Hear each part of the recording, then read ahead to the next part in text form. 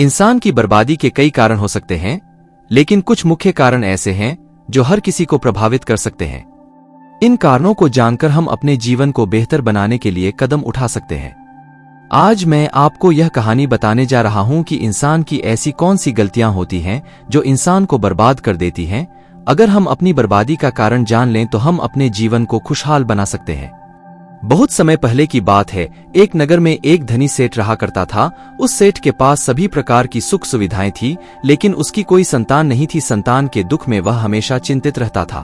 फिर एक दिन उसे पता चला कि उसकी पत्नी गर्भवती है और वह अपनी पत्नी का बहुत ख्याल रखता था। इसलिए एक दिन उसके घर एक बेटे का जन्म हुआ। पुत्र जन्म से सेठ बहुत खुश हुआ, कोई कसर नहीं छोड़ी। उसका बेटा देखते ही देखते बड़ा हो गया। तब सेठ ने अपने बेटे को गुरुकुल भेजने का फैसला किया ताकि वह पढ़ लिख कर विद्वान बन सके। ज्ञान प्राप्त करने हेतु गुरुकुल भेज दिया था। गुरुकुल में वह बच्चा अच्छे से पढ़ाई करता था और अपने गुरु की सभी आज्ञाओं का पालन करता था। ऐसे में वह बच्चा धीरे धीरे वहां का सबसे होनहार छात्र बन गया। गुरुकुल में बालक ने सभी वेद पुराण और शास्त्रों का अध्ययन किया और एक महान विद्वान बन गया। लेकिन कहते हैं न कि समय कब बदल जाएगा यह कोई नहीं जानता। ऐसे ही एक दिन किसी प्राकृतिक आपदा के कारण उसके माता पिता की मृत्यु हो गई और जब उसके माता पिता की मृत्यु हुई तो बच्चे की शिक्षा पूरी नहीं हुई थी। और जब बच्चे ने खबर सुनी कि उसके माता पिता अब इस दुनिया में नहीं हैं और उसका सब कुछ बर्बाद हो गया है, तो लड़का इस सांसारिक मोह में बह गया। इसके बाद लड़के ने कहा कि गुरुकुल से अपनी शिक्षा पूरी करने के बाद वह अपना पूरा जीवन लोगों की भलाई में बिताएगा। फिर जब बालक की शिक्षा पूरी हुई तो उसके बाद बालक साधु बन गया और वह सांसारिक चीजों से दूर हिमालय के जंगल में चला गया। अध्यापन को विश्राम देते हुए समय के साथ उनके सन्यासी की चर्चा चारों ओर होने लगी और दूर दूर से लोग उनके पास शिक्षा लेने के लिए आने लगे और बहुत से लोग अपनी समस्याओं का समाधान पाने के लिए भी उनके पास आने लगे। वह समस्याओं का समाधान बड़ी आसानी से कर देता था, जिससे वह पूरे राज्य में प्रसिद्ध हो गया। परंतु जिस नगर में वह रहता था वहां का राजा क्रूर व्यक्ति था। जब राजा को तपस्वी के बारे में पता चला तो उन्होंने तपस्वी से मिलने का फैसला किया। अगली सुबह राजा तपस्वी से मिलने के लिए अपने महल से निकल गया और फिर वह उसकी कुटिया की ओर गया और वहां पहुंचकर राजा ने जब उसे साधु के रूप में देखा तो वह उसे देखता ही रह गया। उसके चेहरे पर एक अलग ही तेज था। जब वह साधु के पास पहुंचा तो उसे असीम शांति का अनुभव हुआ। साधु को प्रणाम किया और उसके पास बैठ गया और उससे बातें करने लगा। वह राजा पहली ही मुलाकात में साधु के व्यक्तित्व से इतना प्रभावित हुआ कि उसी समय से उसने अच्छाई के रास्ते पर चलने का फैसला कर लिया। और मैं सोचने लगा कि इतनी सी मुलाकात में यह साधु मुझे इतना बदल सकता है, तो ऐसा हमेशा रहेगा। यदि तुम मेरे साथ रहोगे तो मेरा जीवन बदल जाएगा। और यह सोचकर राजा साधु से अपने महल में चलने का अनुरोध करने लगा। राजा का आग्रह सुनकर सन्यासी माना नहीं कर पाया और वो राजमहल चलने को तैयार हो गए। तब राजा सन्यासी को महल की ओर ले गए। महल पहुंचकर राजा ने साधु की बहुत खातिरदारी की और उसके बाद राजा ने साधु को एक दाहिने कमरे में भोजन कराया। भोजन के समय साधु ने राजा को धन्यवाद दिया और राजा से जाने की अनुमति मांगी। यह सुनकर राजा ने कहा कि आप हमारे बाग में जब तक चाहे तब तक रह सकते हैं। आपको यहाँ किसी भी प्रकार की असुविधा नहीं होगी और आप यहाँ रहेंगे तो हमारे लोगों को भी अच्छा लगेगा और हमें भी अच्छा लगेगा। यह सुनकर साधु ने राजा का प्रस्ताव स्वीकार कर लिया। राजा के आदेशानुसार सेवकों ने एक सुंदर कुटिया बनाई। उसके बाद साधु उसी कुटिया में रहने लगा। राजा ने उनकी बहुत सेवा की, लेकिन कई वर्षों के बाद राजा और रानी को किसी जरूरी काम से दूसरे राज्य में जाना पड़ा। लेकिन उन्होंने साधु की सेवा के लिए एक सेवादार नियुक्त कर दिया। लेकिन राजा के जाने के बाद वह सेवादार बीमार पड़ गया और अपने घर चले गए और कभी लौटकर वापस नहीं आया। तो तपस्वी को गुस्सा आ गया और उसने राजा को खूब खरी खोटी सुनाई और राजा से कहा कि जो जिम्मेदारी आप पूरी नहीं कर सकते वह जिम्मेदारी आप क्यों लेते हो। तब राजा ने तपस्वी से पूछा और कहा कि सन्यासी, क्या मुझसे कोई गलती हो गई है? तो इसके लिए मैं आपसे क्षमा मांगता हूँ। कृपया मुझे क्षमा करें और मेरा क्रोध शांत करें और बताएं कि क्या हुआ था। यह सुनकर साधु ने उससे कहा कि तुम्हारे जाने के बाद मुझे यहाँ किसी ने भोजन नहीं दिया और मुझे कई दिनों तक कष्ट सहना पड़ेगा। यहाँ आकर मैं भूखा रहा और किसी ने मुझसे मेरा हाल भी नहीं पूछा। यह सुनकर राजा ने तपस्वी से माफी मांगी और कहा कि आज के बाद ऐसी गलती नहीं होगी। फिर कुछ देर बाद मामला शांत हुआ। जब राजा और तपस्वी के बीच बातचीत चल रही थी, रानी भी छुपकर सुन रही थी यह सारी बातचीत। उसके बाद राजा ने उसे तपस्वी से शिकायत का मौका नहीं दिया और उसकी खूब सेवा की। लेकिन कुछ दिनों के बाद राजा को किसी जरूरी काम से अपने राज्य से बाहर जाना पड़ा। लेकिन इस बार राजा ने राज्य से बाहर जाने से पहले अपनी रानी से कहा कि जब तक मैं न आऊं तब तक तुम स्वयं ही उस तपस्वी की देखभाल करोगी। यह सुनकर रानी बोली, हाँ महाराज, आप अवश्य जाइए, मैं सन्यासी महाराज की अच्छी देखभाल करूंगी। बाद में रानी प्रतिदिन भोजन बनाकर सन्यासी महाराज के पास भेजती थी, लेकिन एक दिन रानी स्नान करने चली गई और साधु को भोजन देना भूल गई। भोजन क्यों नहीं आया? इसके बाद साधु ने सोचा कि वह स्वयं महल में जाकर देखेगा कि अब तक भोजन क्यों नहीं आया, और फिर वह महल में पहुंच गया। जब वह महल के अंदर पहुंचा तो वहां उसकी नजर रानी पर पड़ी। रानी के लंबे लंबे घने काले केस जो कि उसकी कमर पर लहरा रहे थे, उसकी कजरारी आंखें जो देखने मात्रा से ही घायल कर दे, उसकी हिरनी जैसी चाल। रानी के इतने सुंदर रूप को देखकर सन्यासी चकित हो गया और रानी की सुंदरता सन्यासी के मन में घर कर गई और वह वहां से बिना कुछ कहे ही अपनी कुटिया में लौट आया। सन्यासी रानी के रूप की सुंदरता को भुला ना सका और वह खाना पीना छोड़कर अपनी कुटिया में पड़ा रहा।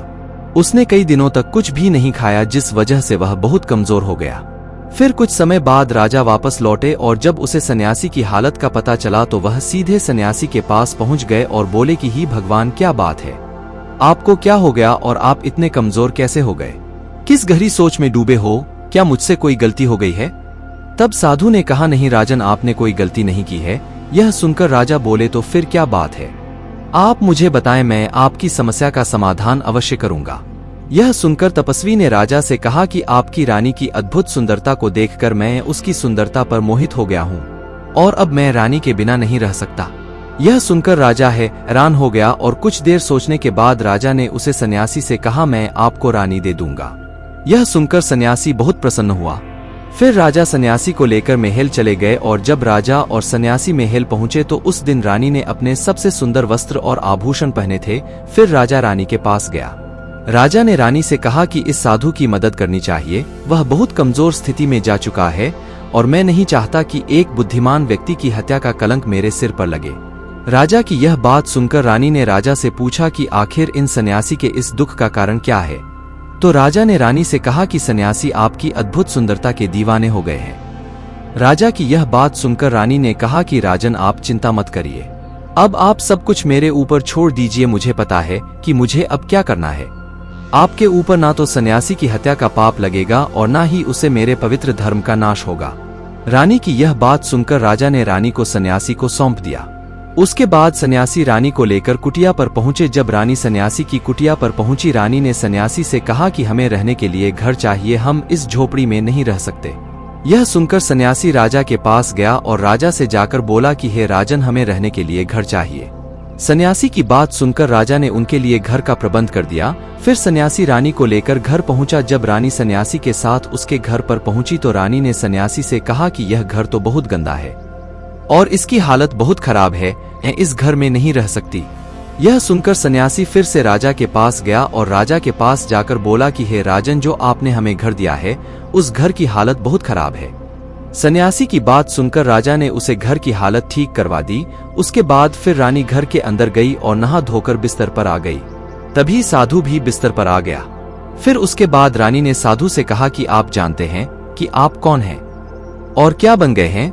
आप एक महान साधु थे जिनके लिए राजा स्वयं सभी आवश्यक चीजें उपलब्ध कराते थे, जिनके पास दूर दूर से लोग ज्ञान प्राप्त करने आते थे, जो लोगों को सत्य का मार्ग दिखाते थे, जो लोगों की समस्याओं का समाधान करते थे, जिन्हें सभी लोग गुरु मानते थे, जिसे सब लोग भगवान मानकर पूजते थे। और आज आप वासना के कारण मेरे गुलाम हो गए हैं। रानी की यह बात सुनकर साधु को झटका लगा और उसे एहसास हुआ कि वह एक साधु है और यह सब क्या कर रहा है। वह ये सब सुख सुविधाएं छोड़कर शांति की तलाश में जंगलों में चला गया था। जोर जोर से रोने लगा और चिल्लाने लगा और रानी से कहने लगा कि मुझे क्षमा कीजिए महारानी, मैं यह क्या करने जा रहा था, मैं अभी आपको राजा को सौंप कर आता हूँ। सन्यासी की बात सुनकर रानी ने सन्यासी से प्रश्न किया कि साधु महाराज, मेरे मन में एक प्रश्न उठ रहा है, कृपया मेरे प्रश्न का उत्तर दीजिए। रानी की बात सुनकर सन्यासी ने कहा कि पूछो, तुम्हारा क्या प्रश्न है। फिर रानी ने कहा कि जब आपको उस दिन भोजन नहीं मिला तो आप बहुत क्रोधित हो गए। तब मैंने आपके ये रूप पहली बार देखा था और तभी से मैं आपके व्यवहार में परिवर्तन महसूस कर रही थी। ऐसा क्यों हुआ साधु महाराज, आखिर आपको इतना क्रोध क्यों आया? रानी की बात सुनकर सन्यासी ने रानी को समझाया कि जब मैं जंगल में था तो मुझे समय पर भोजन भी नहीं मिलता था।